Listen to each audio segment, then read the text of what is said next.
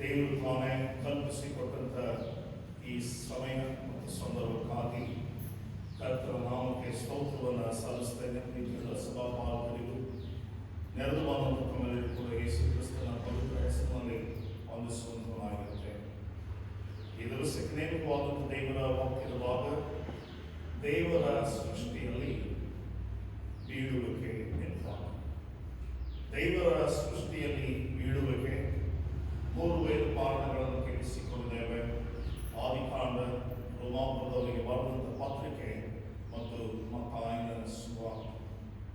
ಆದಿಕಾಂಡದಲ್ಲಿ ಕೇಳಿಸಿಕೊಂಡಂಥ ದೇವರ ವಾಕ್ಯದ ಭಾಗ ದೇವರ ಸೃಷ್ಟಿಯಲ್ಲಿ ಸರ್ಪವು ಯುಕ್ತಿಯುಳ್ಳದಾಗಿದ್ದು, ಆದಾಗ್ಯೂ ಯೆಹೋವನಾದ ದೇವರು ಸೃಷ್ಟಿಸಿದ ಸರ್ಪಕ್ಕಿಂತ ಬಹಳ ಶ್ರೇಷ್ಠವಾದಂಥ ಸೃಷ್ಟಿ ಮಾನವನಾಗಿದ್ದನೆಂಬುದಾಗಿ ಬರೆಯಲ್ಪಟ್ಟಿದೆ. ಆದಿಕಾಂಡ ಪುಸ್ತಕ 1ನೇ ಅಧ್ಯಾಯವನ್ನು ನೀವು ಮತ್ತೊಮ್ಮೆ ವಾಸಿಸಬಹುದಾದರೆ ಅಲ್ಲಿ ದೇವರ ವಾಕ್ಯದ ಪ್ರಕಾರ ಏನೂ ಇಲ್ಲದ ಪರಿಸ್ಥಿತಿಯಲ್ಲಿ, ಯಾವುದೂ ಇಲ್ಲದ ಸ್ಥಿತಿಗತಿಗಳಲ್ಲಿ ದೇವರು ತನ್ನ ಆತ್ಮನ ಮೂಲಕ ಚಲಿಸುತ್ತಾ ಇದ್ದನು ಎಂಬುದಾಗಿ 1ನೇ ಅಧ್ಯಾಯದ 2ನೇ ವಾಕ್ಯ ತಿಳಿಸುತ್ತದೆ. ಅದೇ ರೀತಿಯಲ್ಲಿ 6 ಮತ್ತು 7ನೇ ವಾಕ್ಯಗಳಲ್ಲಿ ನಾವು ನೋಡ್ತೇವೆ, ದೇವರು ಮಾಡಿದ ಎಲ್ಲ ಸೃಷ್ಟಿಯನ್ನು ಆತನ ಹಿಂತಿರುಗಿ ನೋಡಿ ಎಲ್ಲವೂ ಒಳ್ಳೆಯದು ಎಂಬುದಾಗಿ ಅರಿತುಕೊಂಡು ಅವುಗಳನ್ನು ಆಶೀರ್ವಾದಿಸಿದನು ಎಂಬುದಾಗಿ. ಇನ್ನು ಆದಿಕಾಂಡ ಪುಸ್ತಕ 2 ಮತ್ತು 3ನೇ ಅಧ್ಯಾಯಕ್ಕೆ ನೀವು ಬರುವುದಾದರೆ ದೇವರು ಮಾನವನನ್ನು ದೇವದೂತರಿಗಿಂತ ಸ್ವಲ್ಪವೇ ಕಡಿಮೆಯಾಗಿ ಸೃಷ್ಟಿಸಿದನು. ಕಾರಣ ಮಾನವನು ಬಹಳ ಶ್ರೇಷ್ಠವಾದಂತಹ ಸೃಷ್ಟಿಯಾಗಿದ್ದನು ಮತ್ತು ಮಾನವನಿಗೆ ಆತನು ಹೇಳಿದ್ದು, ಈ ಎಲ್ಲ ಸೃಷ್ಟಿಗಳ ಮೇಲೆ ನಿನಗೆ ಅಧಿಕಾರವನ್ನು ಕೊಟ್ಟಿದ್ದೇನೆ, ನೀವು ಬಹಳ ಸಂತಾನವುಳ್ಳವರಾಗಿ ಹೆಚ್ಚಿರಿ ಎಂಬುದಾಗಿ ಆಶೀರ್ವದಿಸಿದರು. ಆಶೀರ್ವಾದ ಮಾಡುವ ಮುನ್ನ ದೇವರು ಒಂದು ನಿಯೋಜಿತವಾದಂಥ ಒಂದು ಕಟ್ಟಳೆಯನ್ನು ಮಾನವನಿಗೆ ತಿಳಿಸಿದರು. ಈ ಸೃಷ್ಟಿಯಲ್ಲಿ ಎಲ್ಲವೂ ನಿಮ್ಮದೇ, ಆದರೆ ಈ ವನದ ಮಧ್ಯದ ಭಾಗದಲ್ಲಿರುವಂಥ ಹಣ್ಣನ್ನು ಮಾತ್ರ ನೀವು ತಿನ್ನಬಾರದು. ಇದು ಕೆಟ್ಟದರ ಒಳ್ಳೆಯದರ ಅರುಹನ್ನು ಹುಟ್ಟಿಸುವಂಥದ್ದು. ಆದುದರಿಂದ ಈ ಮರದ ಹಣ್ಣನ್ನು ಮಾತ್ರ ನೀವು ತಿನ್ನಕೂಡದು ಎಂಬುದಾಗಿ ಆಜ್ಞಾಪಿಸಿದರು. ಮಾನವನ ಬೀಳುವಿಕೆ ಇಲ್ಲಿಯೇ ಉಂಟಾದದ್ದು. ಇಲ್ಲಿಯವರೆಗೆ ಅದು ಸರಿ ಕೂಗಲು ಹೋಗುತ್ತಾ ಇಲ್ಲ. ದೇವರ ವಾಕ್ಯ ಬಹಳ ಪ್ರಚಲಿತವಾಗಿ ನಮ್ಮ ಕೂಡ ಅನೇಕ ಸಾರಿ ಅನೇಕ ರೀತಿಯಲ್ಲಿ ಮಾತನಾಡುತ್ತದೆ.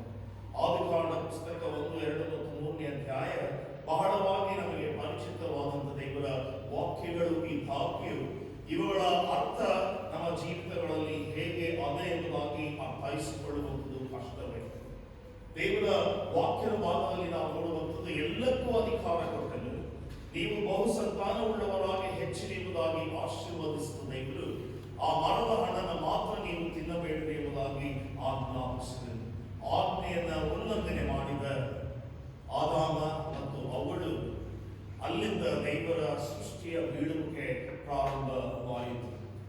6ನೇ ಅಧ್ಯಾಯಕ್ಕೆ ನೀವು ಬರುವುದಾದರೆ ಅಲ್ಲಿ 11ನೇ ವಾಕ್ಯದಿಂದ ನಾವು ಹೀಗೆ ನೋಡುತ್ತೇವೆ, ಭೂಲೋಕದಲ್ಲಿ ಮನುಷ್ಯನು ಕೆಟ್ಟದ್ದನ್ನೇ ಬಿತ್ತಿದ್ದಾನೆ, ಭೂಲೋಕದಲ್ಲಿರುವಂಥ ದೇಹಿಗಳೆಲ್ಲವೂ ಕೆಟ್ಟ ಗೂಡಾಗಿವೆ, ಅವ್ರು ಮಾಡುವಂಥ ಆಲೋಚನೆಗಳು ಬಹಳ ವಿಕೃತವಾಗಿ ಇವೆ.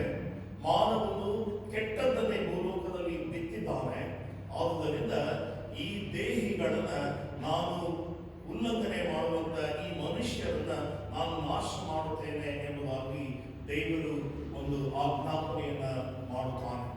ಆ ಆಜ್ಞಾಪನೆ ಯಾರಿಗೆ ಆತನು ತಿಳಿಸಿಕೊಡುತ್ತಾನೆ ಎಂಬುದಾಗಿ ನೋಡುವಾಗ ನೋಹನಿಗೆ ತಿಳಿಸಿಕೊಡುವಂಥದ್ದನ್ನ ನಾವು ನೋಡ್ತೇವೆ. ನೀವು ಆದಿಕಾಂಡ ಪುಸ್ತಕವನ್ನ ನೀವು ತೆರೆಯುವುದಾದರೆ 6ನೇ ಅಧ್ಯಾಯದಲ್ಲಿ ಕೆಲವು ವಾಕ್ಯಗಳು 11ನೇ ವಾಕ್ಯದಿಂದ ಕೆಲವು ವಾಕ್ಯಗಳನ್ನ ನೀವು ನೋಡುವಾಗ ಆತನು ಇಡೀ ಮಾನವ ಕುಲಕ್ಕೆ ಆತನು ಕಳಂಕ ತರುವಂತ ದೇಹಿಗಳು ಎಂಬುದಾಗಿ ಹೇಳ್ತಾನೆ. ಅಂದರೆ ಮಾನವನು ದೇಹ ಸಹಿತವಾಗಿ ಬದುಕುವಂತ ವ್ಯಕ್ತಿಯಾಗಿ ಬಿಟ್ಟಿದ್ದಾನೆ. ನಾನು ಆತನನ್ನ ಆತ್ಮೀಕವಾಗಿ ಬದುಕುವಂತೆ ಸೃಷ್ಟಿ ಮಾಡಿದೆ. ಆದವನನ್ನ ಗಮನಿಸಿ ನೋಡ್ರಿ, ಅವಳನ್ನ ಗಮನಿಸಿ ನೋಡುವಾಗ ಆದಿಯಲ್ಲಿ ಅವನು ಬೆತ್ತಲೆಯಾಗಿದ್ದರು ಎಂಬುದಾಗಿ ಗೊತ್ತಾಗಲಿಲ್ಲ. ಅಂದರೆ ಅವರು ದೈಹಿಕವಾಗಿ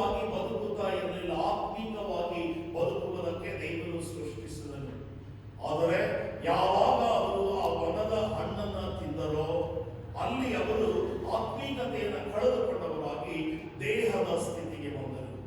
ದೈಹಿಕವಾಗಿ ತಾವು ಬೆತ್ತಲೆಯಾಗಿದ್ದೇವೆ ಎಂಬುದಾಗಿ ಕಂಡುಕೊಂಡರು. ದೈಹಿಕವಾಗಿ ಬದುಕುವುದಕ್ಕೆ ಪ್ರಾರಂಭಿಸುವಾಗ ಅವರಲ್ಲಿ ಎಲ್ಲ ಕೆಟ್ಟ ಆಲೋಚನೆಗಳು ಪ್ರಾರಂಭವಾದವು ಎಂಬುದಾಗಿ ಸತ್ಯವೇದದಲ್ಲಿ ನಾವು ಕ್ರಮೇಣವಾಗಿ ನೋಡುತ್ತಾ ಬರುತ್ತೇವೆ. ಇದನ್ನು 6ನೇ ಅಧ್ಯಾಯದಲ್ಲಿ ಹೀಗೆ ನಾವು ನೋಡ್ತೇವೆ. 11ನೇ ವಾಕ್ಯ ಹೀಗೆ ಬರೆಯಲ್ಪಟ್ಟಿದೆ: ಭೂಲೋಕದವರು ದೇವರ ದೃಷ್ಟಿಗೆ ಕೆಟ್ಟವರಾಗಿ ಹೋಗಿದ್ದಾರೆ, ಕೆಟ್ಟು ಹೋಗಿದ್ದಾರೆ. ಮುಂದುವರಿದ ವಾಕ್ಯ ಹೇಳುತ್ತದೆ, ಅನ್ಯಾಯವು ಲೋಕವನ್ನ ತುಂಬಿಕೊಂಡಿತ್ತು. ದೇವರು ಲೋಕವನ್ನ ನೋಡಿದ್ದರಿಂದ ಅದು ಕೆಟ್ಟು ಹೋಗಿತ್ತು ಮತ್ತು ಭೂನಿವಾಸಿಗಳೆಲ್ಲರೂ ಕೆಟ್ಟ ನಡಾವಳಿಕೆಯನ್ನ ಕಲಿತುಕೊಂಡಿದ್ದರು ಎಂಬುದಾಗಿ ದೇವರು ಸ್ಪಷ್ಟೀಕರಿಸುತ್ತಾನೆ. ಭೂಲೋಕದ ಎಲ್ಲಾ ಜನರು ಕೆಟ್ಟು ಹೋಗಿದ್ದಾರೆ. ಭೂಲೋಕದ ಜನರ ನಡತೆ ಕೆಟ್ಟು ಹೋಗಿದೆ. ಅವರಲ್ಲಿ ಯಾವ ಆತ್ಮೀಕತೆಯು ಕೂಡ ಇರೋದಕ್ಕೆ ಸಾಧ್ಯವೇ ಇಲ್ಲ ಎನ್ನುವಂತ ದೃಷ್ಟಿಕೋನವನ್ನು ದೇವರು ಹೊಂದಿದ್ದಾನೆ. ಕಾರಣ, ದೇವರ ದೃಷ್ಟಿಯಲ್ಲಿ ಮಾನವನ ಸೃಷ್ಟಿ ಆತ್ಮೀಕವಾಗಿದ್ದು ಅದು ನೋಡಿ ಆತನು ಇದು ಸರಿ ಎಂಬುದಾಗಿ ಆಶೀರ್ವದಿಸಿದ ದೇವರು ಈಗ ಅದೇ ಮಾನವನನ್ನು ನೋಡುವಾಗ, ಮಾನವನು ಭೂಮಿಯಲ್ಲಿ ಹೆಚ್ಚುತ್ತಾ ಬರುವಾಗ ಅವನು ತನ್ನ ಕೃತ್ಯಗಳಲ್ಲಿಯೂ ಕೂಡ, ತನ್ನ ಕೆಟ್ಟ ನಡತೆಗಳಲ್ಲಿಯೂ ಕೂಡ, ತನ್ನ ಕೃತ್ಯಗಳ ಆಲೋಚನೆಗಳಲ್ಲಿಯೂ ಕೂಡ ಕೆಟ್ಟದ್ದನ್ನ ಧರಿಸಿಕೊಂಡಿದ್ದನು.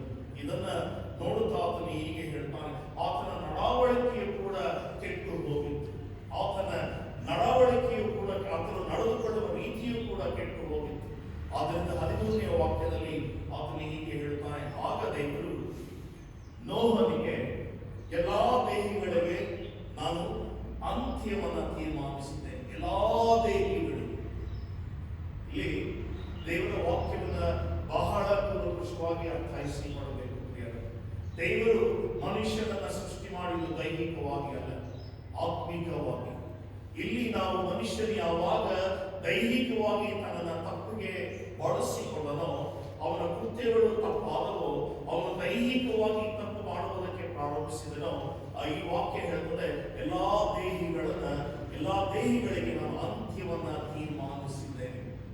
ಅಂತ್ಯವನ್ನ ತೀರ್ಮಾನಿಸಿ ಅದನ್ನು ಕೊಡುವಂತ ತೀರ್ಪು, ನಾನು ಇಡೀ ಭೂಮಿಯನ್ನ ನಾಶ ಮಾಡುವುದಕ್ಕೆ ಹೊರಟಿದ್ದೇನೆ. ಆದುದರಿಂದ ನೀನೇನು ಮಾಡು, ನನ್ನ ದೃಷ್ಟಿಯಲ್ಲಿ ನೀನು ನೀತಿಯುಳ್ಳವನಾಗಿ ಕಂಡು ಬಂದದರಿಂದ. ಆ ವಾಕ್ಯ ಹೀಗೆ ಹೇಳ್ತದೆ. 8ನೇ ವಾಕ್ಯದಲ್ಲಿ ನಾವು ಹೀಗೆ ನೋಡುತ್ತೇವೆ, ಆದರೆ ನೋಹನಿಗೆ ಯೆಹೋವನು ದಯೆ ದೊರಕಿತು. ಕಾರಣ 9ನೇ ವಾಕ್ಯದಲ್ಲಿ, ನೋಹನು ನೀತಿವಂತನಾಗಿದ್ದು ತನ್ನ ಕಾಲದವರಲ್ಲಿ ತಪ್ಪಿಲ್ಲದವನು ಆಗಿದ್ದನು. ಆದುದರಿಂದ ಅವನು ದೇವರೊಂದಿಗೆ ಅನ್ಯೋನ್ಯವಾಗಿ ನಡೆದುಕೊಂಡದ್ದರಿಂದ ಅವನು ಈ ಒಂದು ತೀರ್ಪಿನಿಂದ ಮುಕ್ತಿಯನ್ನ ಪಡೆದುಕೊಂಡವನಾದನು. ಈ ತೀರ್ಪಿನಿಂದ ಅವನು ಮುಕ್ತಿಯನ್ನ ಪಡೆದುಕೊಂಡವನಾದನು. ಅವನು ದೇವರೊಂದಿಗೆ ಅನ್ಯೋನ್ಯವಾಗಿದ್ದನು, ದೇವರ ದೃಷ್ಟಿಯಲ್ಲಿ ನೀತಿಯುಳ್ಳವನಾಗಿ ಕಂಡು ಬಂದನು. ಆದ್ದರಿಂದ ಅವನಿಗೆ ಈ ಒಂದು ಉಚಿತಾರ್ಥವಾದಂಥ ಜೀವದ ದಾನ ಅವನಿಗೆ ಕೊಡಲ್ಪಟ್ಟಿದ್ದು, ಅವನು ಅಂತ್ಯದ ಆ ಮರಣಾವಸ್ಥೆಯಲ್ಲಿ ಸೇರುವುದಕ್ಕೆ ಅವನಿಗೆ ಆಸ್ಪದವಾಗಲಿಲ್ಲ. ದೇವರು ಅಲ್ಲಿ ಅವನನ್ನ ರಕ್ಷಿಸುವುದಕ್ಕೆ ಪ್ರಾರಂಭ ಮಾಡಿದನು. ಅವನಿಗೆ ಕೊಟ್ಟಂತ ಆಜ್ಞೆ, ನೀನು ತುರಾಯಿ ಕಾಲದಲ್ಲಿ ನೀನು ಒಂದು ನಾವೆಯನ್ನ ಕಟ್ಟಬೇಕು. ಅದು ನಡೆದು ಬಂದಂತ ಸಂಗತಿಯನ್ನ ನಾವು ನೋಡಿದ್ದೇವೆ. ಈಗ ಈ ದಿವಸದಲ್ಲಿ ನಮ್ಮ ದೇವರ ವಾಕ್ಯದ ಈ ಒಂದು ಹಿನ್ನೆಲೆಯಲ್ಲಿ ನಾವು ನೋಡುವಂತ ವಾಕ್ಯದ ವಿಶೇಷತೆ ಏನು ಎಂಬುದಾಗಿ ನೋಡುವಾಗ, ಈಗಿರುವಂತ ಭೂಮಿ ಆಕಾಶಗಳು, ಈಗಿರುವಂತ ಸೂರ್ಯ ಚಂದ್ರರು, ಈಗೇನೆಲ್ಲ ದೇವರ ಸೃಷ್ಟಿಯಲ್ಲಿ ಇವೆ, ಎಲ್ಲಕ್ಕೂ ಕೂಡ ಅಂತ್ಯವು ಬರೆದಿಟ್ಟಂತ ಬುದ್ಧಿ, ಬರೆದಿಟ್ಟಂತ ಒಂದು ಆಜ್ಞಾಪನೆ, ಅದು ನೆರವೇರಲೇಬೇಕು. ಇದು ಅಂತ್ಯಕ್ಕೆ ಬರುವಂಥದ್ದು ಸತ್ಯ. ಕಾರಣ, ದೇವರ ವಾಕ್ಯ ಪ್ರಕಟಣೆ 1ನೇ ಅಧ್ಯಾಯದ 8ನೇ ವಾಕ್ಯದಲ್ಲಿ ನಾವು ನೋಡ್ತೇವೆ, ನಾನೇ ಸರ್ವಶಕ್ತನಾಗಿರುವಂಥ ದೇವರು, ಆದಿಯೂ ಅಂತ್ಯವೂ ವರ್ತಮಾನ ಭವಿಷ್ಯತ್ ಕಾಲಗಳಲ್ಲಿರುವಂಥ ಸರ್ವಶಕ್ತನಾದಂಥ ದೇವರು ನಾನೆಂಬುದಾಗಿ ಪ್ರಕಟ ಮಾಡಿಕೊಂಡಂಥ ದೇವರು ಯೋಹಾನನ ಮೂಲಕವಾಗಿ ಮುಂದೆ ಆಗಬೇಕಾದಂಥ ಸಂಗತಿಗಳನ್ನು ಆತನು ಜನರಿಗೆ ತಿಳಿಸಿದ್ದಾನೆ. ಆ ಪ್ರಕಟಣೆ ಏನು ಎಂಬುದಾಗಿ ನೋಡುವುದಾದರೆ, ಇಲ್ಲಿ ಯಾವ ನೋಹನಿಗೆ ದೇವರು ಕಾಣಿಸಿಕೊಂಡು ಆತನಿಗೆ ತನ್ನ ವಾಕ್ಯದ ಮೂಲಕ, ತನ್ನ ಮಾತುಗಳ ಮೂಲಕವಾಗಿ, ನಾನು ಈ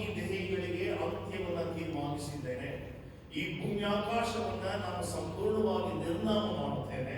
ನೀನು ಈ ರಕ್ಷಣೆಯ ಕಾರ್ಯದಲ್ಲಿ ಒಂದು ನಾವೆಯನ್ನು ಕಟ್ಟೆನೆಂಬುದಾಗಿ ಆಜ್ಞಾಪಿಸಿದನೋ ಆ ಮೂಲಕವಾಗಿ ಒಂದು ರಕ್ಷಣೆ ಆಯಿತು. ನೋಹನ ಮೂಲಕವಾಗಿ ಮುಂದಿನ ಭೂಮ್ಯಾಕಾಶಗಳ ಪೀಳಿಗೆಯು ದೇಹಿಗಳಾಗಿ ಸೃಷ್ಟಿಸಲ್ಪಟ್ಟಿತು. ಇದಾದ ಮೇಲೆ ಯೋಹಾನನ ಮೂಲಕವಾಗಿ ದೇವರು ತನ್ನ ಮುಂದಿನ ವರ್ತಮಾನವನ್ನು ಮಾನವನಿಗೆ ತಿಳಿಸಿಕೊಟ್ಟಿದ್ದಾನೆ.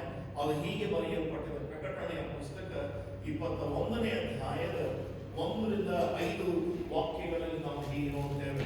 ಅಲ್ಲಿ ಯೋಹಾನನಿಗೆ ಆತನು ಹೀಗೆ ಪ್ರಕಟ ಮಾಡುತ್ತಾನೆ. ತರುವಾಯ ನೂತನ ಆಕಾಶ ಮಂಡಳವನ್ನು ನೂತನ ಭೂಮಂಡಲವನ್ನು ಕಂಡೆನು. ಮೊದಲಿದ್ದ ಆಕಾಶ ಮಂಡಳವು ಮೊದಲಿದ್ದ ಭೂಮಂಡಲವು ಇಲ್ಲದೆ ಹೋದವು. ಅದು ಇಗೋ ದೇವರ ನಿವಾಸ ಮನುಷ್ಯನಲ್ಲಿ ಅದೇ. ಆತನು ಅವರೊಡನೆ ವಾಸ ಮಾಡುವನು. ಅವರು ಆತನಿಗೆ ಪ್ರಜೆಗಳಾಗಿರುವರು. ದೇವರು ತಾನೇ ಅವರ ಸಂಗಡ ಇರುವನು. ಇವೆಲ್ಲ ಅವರ ಕಣ್ಣೀರನ್ನೆಲ್ಲ ಒರೆಸಿ ಬಿಡುವೆನು. ಇನ್ನು ಮರಣವಿರುವುದಿಲ್ಲ. ಅಲ್ಲಿ ದುಃಖವಾಗಲಿ ಗೋಳಾಟವಾಗಲಿ ಕಷ್ಟವಾಗಲಿ ಇರುವುದಿಲ್ಲ. ಮೊದಲಿದ್ದದೆಲ್ಲ ಇಲ್ಲದೆ ಹೋಯಿತು. ಇದು 4ನೇ ವಾಕ್ಯದಲ್ಲಿ ನಾವು ನೋಡಿದರೆ 7ನೇ ವಾಕ್ಯದಲ್ಲಿ ಹೀಗೆ ನೋಡ್ತೇವೆ. ಜಯ ಹೊಂದುವವನು ಇವುಗಳಿಗೆ ಬಾಧ್ಯನಾಗುವನು. ನಾನು ಅವನಿಗೆ ದೇವರಾಗಿರುವೆನು.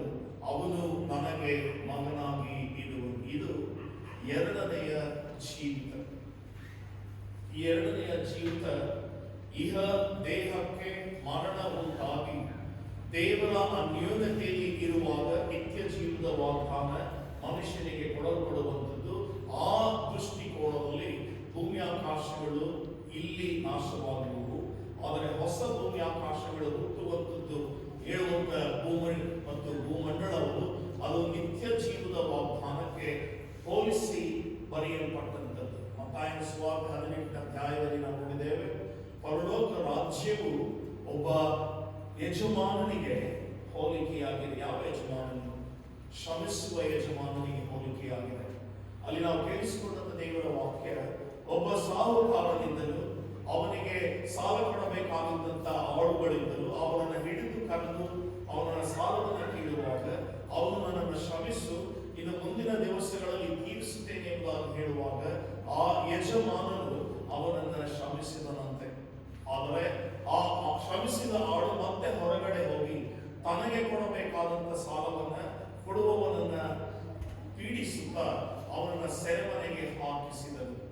ಕಡೆಯದಾಗಿ ಒಂದು ವಾಕ್ಯ ಬರೆಯಲ್ಪಟ್ಟಿದೆ. ನಾನು ತಂದೆಯಾದ ದೇವರು ನಿಮ್ಮನ್ನ ಶ್ರಮಿಸಿದ ಮೇರೆಗೆ ನೀವು ನಿನ್ನ ಸಹೋದರನ ಸಹೋದರಿಯನ್ನ ಶ್ರಮಿಸದೆ ಹೋದರೆ ಪರಲೋಕ ರಾಜ್ಯವು ನಿಮಗೆ ಬಾಧ್ಯವಾಗಿ ಕೊಡಲ್ಪಡುವುದಿಲ್ಲ ಎಂಬುದಾಗಿ. ಈ ವಾಕ್ಯದ ಹಿನ್ನೆಲೆಯನ್ನು ಗಮನಿಸಿ ನೋಡುವುದಾದರೆ, ಇವತ್ತು ನಮಗೆ ಅಧಿಕಾರ ಕೊಡಲ್ಪಟ್ಟಿದೆ, ನಮಗೆ ಅನೇಕ ಸವಲತ್ತುಗಳು ಕೊಡಲ್ಪಟ್ಟಿದೆ. ನನ್ನ ಅಧಿಕಾರದಲ್ಲಿ ನಾನು ಏನೆಲ್ಲ ಮಾಡುತ್ತೇನೆ, ನನ್ನ ಕೊಡಲ್ಪಟ್ಟಂತ ಸವಲತ್ತಿನಲ್ಲಿ ನಾನು ಹೇಗೆಲ್ಲ ಬದುಕುತ್ತೇನೆ ಎನ್ನುವಂಥದ್ದು ಅಹಂಕಾರದ ಧೋರಣೆಯ ಬದುಕು ನನ್ನಲ್ಲಿ ನಮ್ಮಲ್ಲಿ ಇರುವುದಾದರೆ ದೇವರು ಈ ಹೊತ್ತು ಎಚ್ಚರಿಸುತ್ತಾ ಇದ್ದಾನೆ. ಕಾರಣ ಪರಲೋಕ ರಾಜ್ಯವು ಒಬ್ಬ ಶ್ರಮಿಸುವಂತ ಸಾಹುಕಾರನಿಗೆ ಹೋಲಿಕೆಯಾಗಿದೆ. ನನ್ನ ಪರಲೋಕದ ಅರಸರು ದೇವರು ತಾನೇ ಆಗಿದ್ದಾನೆ. ನಾನು ಮಾಡಿದ ಎಲ್ಲ ಹೇಯ ಕೃತ್ಯಗಳನ್ನ, ನನ್ನಲ್ಲಿರುವಂತ ಎಲ್ಲ ಧೋರಣೆಗಳನ್ನ, ನನ್ನಲ್ಲಿರುವಂತ ನ್ಯೂನ್ಯತೆಗಳನ್ನ, ನನ್ನಲ್ಲಿರುವಂತ ಕಲ್ಮಶಗಳನ್ನ, ನನ್ನಲ್ಲಿರುವಂತ ದುರಹಂಕಾರಗಳನ್ನ ಎಲ್ಲವನ್ನ ಕೂಡ ಸಹಿಸಿಕೊಂಡಂತ ದೇವರು ಈ ಹೊತ್ತು ಕೂಡ ಶ್ರಮಿಸಿ ಮತ್ತೊಂದು ದಿವಸವನ್ನು ನಮ್ಮ ಜೀವಿತದಲ್ಲಿ ಕೂಡಿಸಿಕೊಟ್ಟಿದ್ದಾನೆ. ಈ ಎಲ್ಲ ಲೋಕದಲ್ಲಿ ನಡೆಯುತ್ತಿರುವಂತ ಎಲ್ಲ ಕೋಲಾಹಲಗಳ ಮಧ್ಯದಲ್ಲಿ ಇವತ್ತು ನಮ್ಮನ್ನ ಯಾವ ಮರಣದ ವ್ಯಾಧಿಯೂ ಕೂಡ ತಾಕದೇ ಇರುವುದಾದರೆ ಅದು ನನ್ನಲ್ಲಿ ಇರುವಂತ ಜೀವಾಣುಗಳು ಮತ್ತು ನನ್ನಲ್ಲಿರುವಂತ ಒಳ್ಳೆಯ ಕ್ರಿಯೆಗಳಿಂದಲ್ಲ, ಬದಲಾಗಿ ಅದು ದೇವರ ಕೃಪೆ ಮತ್ತು ಆತನ ನಡೆಸುವಿಕೆಯಿಂದಲೇ ಮತ್ತೇನು ಅಲ್ಲ ಎಂಬುದಾಗಿ ಅರ್ಥ ಮಾಡಿ ಕೊಡಬೇಕು.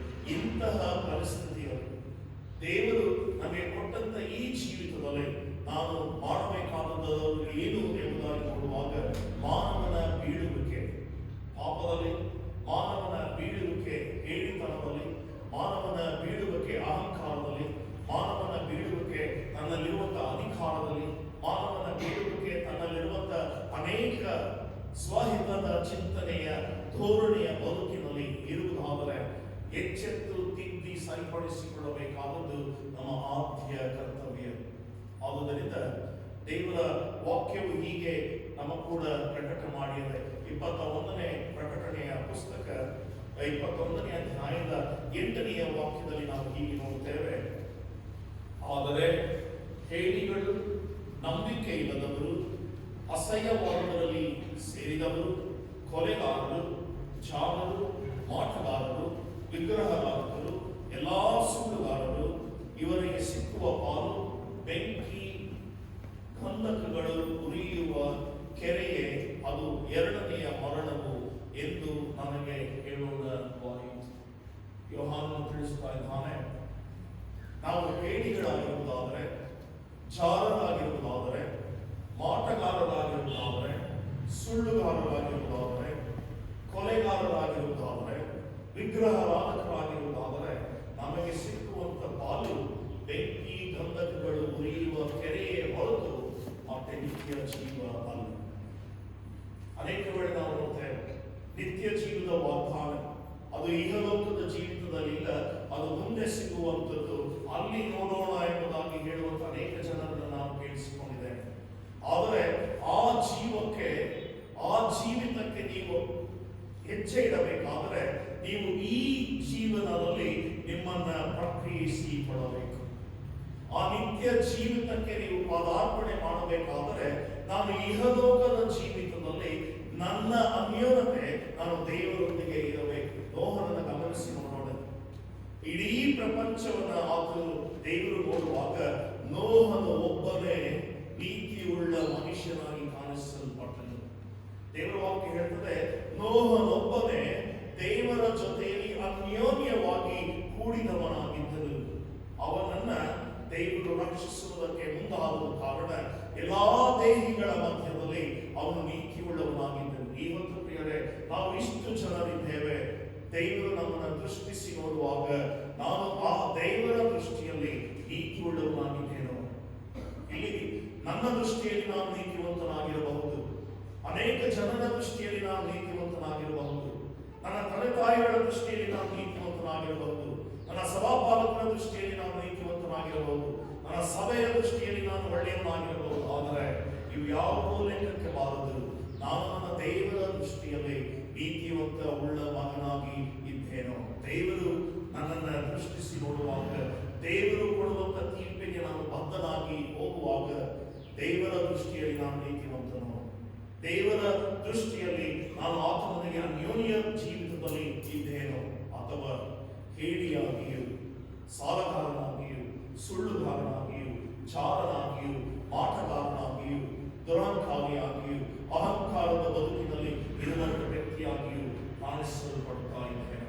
ದೇವರ ವಾಕ್ಯದ ಪ್ರಭಾವ ಮುಂದಿನ ದಿವಸಗಳಲ್ಲಿ ಆಗುವಂಥದ್ದನ್ನ ನಾನು ಇಹಲೋಕದಲ್ಲಿ ದೇವರು ನನಗೆ ಪ್ರಕಟ ಮಾಡಿದ್ದಾನೆ.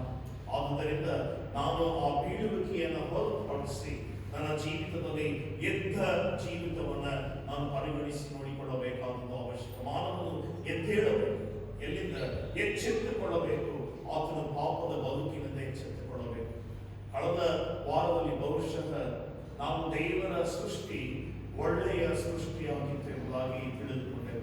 ಕಾರಣ, ಒಳ್ಳೆಯ ಸೃಷ್ಟಿ ಯಾಕೆ ಎಂಬುದಾಗಿ ನೋಡುವಾಗ ದೇವರು ಪ್ರತಿಯೊಂದನ್ನ ಗಮನಿಸಿ ಆತನು ಆಶೀರ್ವದಿಸಿದ, ಮಾನವನನ್ನು ಕೂಡ ಆಶೀರ್ವದಿಸಿದ ದೇವರು. ಆದರೆ ಮಾನವನು ಮಾಡಬೇಕಾದಂತ ಕೃತ್ಯಗಳನ್ನು ಮಾಡದೆ ದೇವರಿಗೆ ವಿರುದ್ಧವಾಗಿ ಮಾಡುವಂತ ಕೃತ್ಯಗಳ ಮೂಲಕವಾಗಿ ಅನೀತಿವಂತರಾದ ಕಾರಣ ಇವತ್ತು ನಾವು ಅನೀತಿವಂತಿಕೆಯಲ್ಲಿ ದೇವರನ್ನ ಆರಾಧಿಸುವುದಾದರೆ ನಾವು ಇಷ್ಟೆಲ್ಲ ಪ್ರಯತ್ನ ಮಾಡುತ್ತೇವೆ, ಇಷ್ಟೆಲ್ಲ ಪ್ರಯಾಸ ಪಡುತ್ತೇವೆ. ಇದು ಆರಾಧನೆ, ಸಾಮೂಹಿಕವಾಗಿ ಆರಾಧನೆಗಳಿಗೆ ಬರುವುದಕ್ಕೆ ಇಷ್ಟೆಲ್ಲ ಪ್ರಯಾಸದಲ್ಲಿ ಬಂದು ಕುಳಿತುಕೊಂಡಿದ್ದೇವೆ. ಆದರೆ ನಮ್ಮ ಮನಸ್ಸುಗಳು ಬದಲಾಗುತ್ತದೆ, ನಮ್ಮ ನ್ಯೂನ್ಯತೆಗಳು ತೊಲಗಿ ಹೋಗದೆ, ನಮ್ಮಲ್ಲಿರುವಂತ ಅಡಚಣೆಯ ಬದುಕು ನಮ್ಮನ್ನ ಬಿಟ್ಟು ಹೋಗದೆ, ನಮ್ಮಲ್ಲಿರುವಂತ ಪಾಪದ ಕೃತ್ಯಗಳ ಅವಾಲೋಕಗಳು ನಮ್ಮನ್ನ ತೊರೆದು ಬಿಡದೆ ಅದೇ ಬಂದ ರೀತಿಯಲ್ಲಿಯೇ ಮನೆಗೆ ತೆರಳುವುದಾದರೆ ಯಾವ ಪ್ರಯೋಜನ ಇಲ್ಲ. ಈ ಪ್ರಯಾಸಕ್ಕೆ ಅರ್ಥ ಬೇಕು. ಈ ಒಂದು ಮಾಡುವಂತ ಪ್ರಯಾಸಕ್ಕೆ ಒಂದು ಅರ್ಥ ಜೀವಿತದಲ್ಲಿ ಬರಬೇಕು. ನಾವು ಮಾಡುವಂತ ಈ ಒಂದು ಕಾರ್ಯಗಳಲ್ಲಿ ದೇವರು ನಮ್ಮನ್ನ ಮೆಚ್ಚಿಕೊಳ್ಳುವಂತ ರೀತಿಯಲ್ಲಿ ನಮ್ಮ ಕೃತ್ಯಗಳು ಇರಬೇಕು. ಇರಬೇಕಾದರೆ ನಾನು ಈ ಹೊತ್ತು ನೀತಿವಂತನಾಗಿದ್ದೇನೋ, ನಾವು ದೇವರ ದೃಷ್ಟಿಯಲ್ಲಿ ದೇವರೊಟ್ಟಿಗೆ ಅನ್ಯೋನ್ಯವಾಗಿ ಇರುವುದಕ್ಕೆ ನನ್ನನ್ನು ನಾನು ಸಿದ್ಧಪಡಿಸಿಕೊಂಡು ಆರಾಧನೆಗೆ ಬಂದಿದ್ದೇನೆ. ನಮ್ಮನ್ನ ಪರೀಕ್ಷೆ ಮಾಡಿ ನೋಡಿಕೊಳ್ಳಬೇಕಾದದ್ದು ಅವಶ್ಯಕ. ಕಾರಣ ದೇವರು ಹೀಗೆ ತನ್ನ ವಾಕ್ಯದ ಮೂಲಕ ನಮಗೆ ತನ್ನ ಪ್ರಬೋಧನೆಯನ್ನು ಕೊಡುತ್ತಾನೆ. 1ನೇ ಕೊರಿಂಥದವರಿಗೆ ಬರೆದಂತಹ ಪತ್ರಿಕೆ 1ನೇ ಅಧ್ಯಾಯ ಕೆಲವು ವಾಕ್ಯಗಳನ್ನ ನಿಮ್ಮ ಮುಂದಿಡಲು ಇಷ್ಟಪಡುತ್ತೇನೆ. 1ನೇ ಕೊರಿಂಥದವರಿಗೆ ಬರೆದಂತಹ ಪತ್ರಿಕೆ 1ನೇ ಅಧ್ಯಾಯ 26ನೇ ವಾಕ್ಯವನ್ನ ನಿಮ್ಮ ಮುಂದೆ ಓದುತ್ತೇನೆ. ಸಹೋದರರೇ, ದೇವರು ನಿಮ್ಮನ್ನು ಕರೆದಾಗ ಎಂಥವರನ್ನ ಕರೆದನೆಂದು ಆಲೋಚಿಸಿರಿ. ನಿಮ್ಮೊಳಗೆ ಲೌಕಿಕ ದೃಷ್ಟಿಯಲ್ಲಿ ಜ್ಞಾನಿಗಳು ಅನೇಕರಿಲ್ಲ, ಅಧಿಕಾರಿಗಳು ಅನೇಕರಿಲ್ಲ, ಕುಲೀನರು ಅನೇಕರಿಲ್ಲ. ದೇವರು ಜ್ಞಾನಿಗಳನ್ನು ನಾಚಿಕೆ ಪಡಿಸುವುದಕ್ಕೋಸ್ಕರ ಈ ಲೋಕದ ಬುದ್ಧಿಹೀನರನ್ನು ಆರಿಸಿಕೊಂಡಿದ್ದಾನೆ. ನಾವು ಯಾರು? ನಾವು ಜ್ಞಾನಿಗಳಲ್ಲ, ಬುದ್ಧಿಹೀನರೇ. ಮುಂದಿನ ವಾಕ್ಯ ಹೇಳ್ತದೆ, ದೇವರು ಬಲಿಷ್ಠರನ್ನು ನಾಚಿಕೆ ಪಡಿಸುವುದಕ್ಕೋಸ್ಕರ ಈ ಲೋಕದ ಬಲಹೀನರನ್ನ ಆರಿಸಿಕೊಂಡಿದ್ದಾನೆ. ನಾವು ಯಾರು? ಬಲಹೀನರಾಗಿದ್ದೇವೆ. ದೇವರು ಈ ಲೋಕದ ಕುಲಹೀನರನ್ನ ಅಸಟ್ಟೆ ಯಾರವರನ್ನು ಆರಿಸಿಕೊಂಡದಲ್ಲದೆ ಗಣ್ಯರನ್ನ ಇಲ್ಲದಂತೆ ಮಾಡುವುದಕ್ಕಾಗಿ ಗಣನೆಗೆ ಬಾರದವರನ್ನ ಆರಿಸಿಕೊಂಡಿದ್ದಾನೆ. ನಾವು ಯಾವ ಗಣನೆಗೂ ಬಾರದ ವ್ಯಕ್ತಿಗಳಾಗಿದ್ದೇವೆ. 3 ರೀತಿಯಲ್ಲಿ ದೇವರು ನಮ್ಮನ್ನ ಈ ಹೊತ್ತು ಮಾತನಾಡಿಸ್ತಾ ಇದ್ದಾನೆ. ನೀವು ಬಲ್ಲಿದರಲ್ಲ, ನೀವು ಬಲಿಷ್ಠರಲ್ಲ, ನೀವು ಕುಲಹೀನರು, ನಿಮ್ಮಲ್ಲಿ ಯಾವ ಉದ್ಧಾರಕವಾದಂಥ ಸಂಗತಿಗಳು ಇಲ್ಲ, ನೀವು ಗಣನೆಗೆ ಬಾರದವರು ಆಗಿದ್ದೀರಿ. ಇಂತಹ ಸ್ಥಿತಿಯಲ್ಲಿ ಇವರು ಇರುವಂತ ನೀವು ಕ್ರಿಸ್ತ ಯೇಸುವಿನಲ್ಲಿ ಇರುವವರು. ಆತನಿಂದಲೇ ಕ್ರಿಸ್ತ ಯೇಸು ನಮಗೆ ದೇವರ ಕಡೆಯಿಂದ ಜ್ಞಾನವು, ನೀತಿ, ಶುದ್ಧೀಕರಣ, ವಿಮೋಚನೆಗಳಿಗೆ ಕಾರಣನು ಆದನು. ಹೆಚ್ಚಳ ಪಡುವವನು ತನ್ನಲ್ಲಿ ಹೆಚ್ಚಳ ಪಡದೆ ಕ್ರಿಸ್ತನಲ್ಲಿಯೇ ಹೆಚ್ಚಳ ಪಡಲಿ. ನಮ್ಮಲ್ಲಿ ಬುದ್ಧಿಹೀನರಿಲ್ಲ, ನಮ್ಮಲ್ಲಿ ಬುದ್ಧಿವಂತರಿಲ್ಲ, ನಾವು ಬುದ್ಧಿಹೀನರೇ. ನಮ್ಮಲ್ಲಿ ಬಲಿಷ್ಠರಿಲ್ಲ, ನಾವು ಕಲ್ಲಿನವರೇ. ನಮ್ಮಲ್ಲಿ ಕುಲೀನರು ಇಲ್ಲ, ನಾವು ಏನೂ ಇಲ್ಲದವರಾಗಿ ಕಡೆಗಾಣಿಸದ ಪಂಗಡದವರೇ ಆಗಿದ್ದೇವೆ.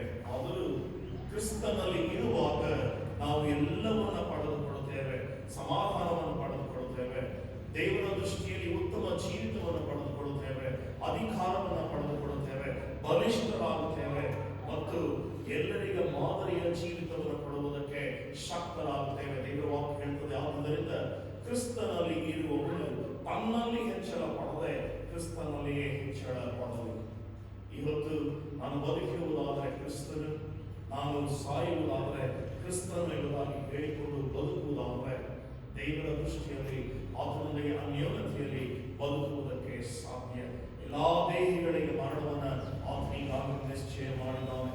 ಈ ಭೂಮಿಯು ನಮ್ಮ ಜೀವಿತಕ್ಕೆ ಶಾಶ್ವತ ಅಲ್ಲ, ಆದರೆ ಈಗ ಲೋಕದ ಜೀವಿತದಲ್ಲಿ ನಾವು ದೇವರೊಟ್ಟಿಗೆ ಅನ್ಯೋನ್ಯವಾಗಿ ತೊಡಗಿಸಿಕೊಳ್ಳುವಾಗ ನಿತ್ಯ ಜೀವದ ವಾಗ್ದಾನ ನಮಗೆ ಕೊಡಲ್ಪಡುತ್ತದೆ. ಆದರೆ ದೇವರ ವಾಕ್ಯ ಹೇಳುವಂಥದ್ದು ಎಲ್ಲರಿಗೂ ನಿತ್ಯ ಜೀವದ ವಾಗ್ದಾನದ ಆಹ್ವಾನ ಇದೆ. ಒಂದು ಕಡೆ ಮತ್ತಾಯನು ಹೇಳ್ತಾನೆ, ಕರೆಯಲ್ಪಟ್ಟವರು ಬಹು ಜನ, ಆರಿಸಲ್ಪಟ್ಟವರು ಸ್ವಲ್ಪ ಜನ ಮಾತ್ರ. ಆ ಸ್ವಲ್ಪ ಜನರಲ್ಲಿ ನಾನಿದ್ದೇನೋ ಇವತ್ತು ನನ್ನ ಬೇಡಿಕೆ ದೇವರ ಮುಂದೆ ಇಡಬೇಕಾದ ಅವಶ್ಯಕ. ದೇವರು ಇಡೀ ಸೃಷ್ಟಿಯನ್ನು ನೋಡಿ ಇವರು ಬಿದ್ದು ಹೋದವರು ಎಂಬುದಾಗಿ ಹೇಳುವಾಗ, ನನ್ನನ್ನು ನೋಡಿ ಇವನು ಬಿದ್ದು ಹೋದವರು ಎಂಬುದಾಗಿ ಹೇಳುವುದಾದರೆ ನನ್ನ ನಾಶನ ಅಂತ್ಯ. ಅದು ಬೆಂಕಿ ಗಂಧಕಗಳು ಉರಿಯುವ ಕೆರೆಯೇ ಹೊರತು ಅದು ನಿತ್ಯ ಜೀವ ಅಲ್ಲ. ದೇವರ ವಾಕ್ಯ ಎಂದಿಗೂ ಕೂಡ ಸುಳ್ಳಾಡುವುದಿಲ್ಲ, ಅದು ಎಂದಿಗೂ ಕೂಡ ನಾಶವಾಗಿ ಹೋಗುವುದಿಲ್ಲ.